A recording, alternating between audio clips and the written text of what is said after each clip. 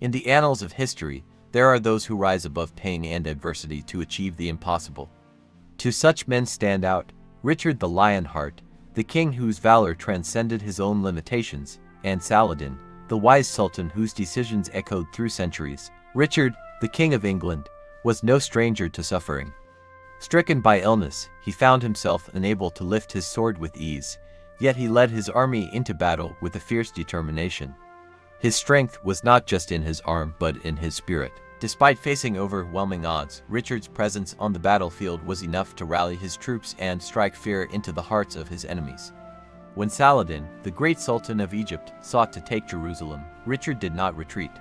He marched on, through sickness and fatigue, to challenge Saladin in a war for the Holy City. But it wasn't just brute force that marked Richard's legacy.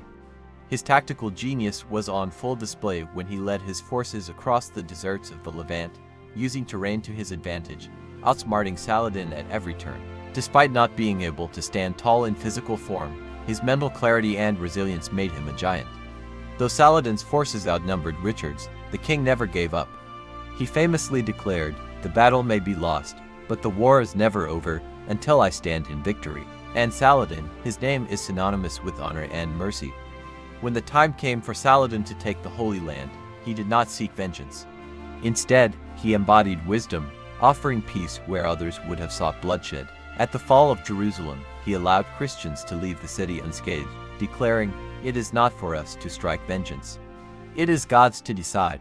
His magnanimity in the face of power shocked the world, proving that true strength is not in destruction, but in restraint. These two men, though mortal, shaped the destiny of empires. Richard, the unrelenting warrior, and Saladin, the merciful conqueror, taught us that victory is not always defined by the battles we win, but by the wisdom we show in times of conflict.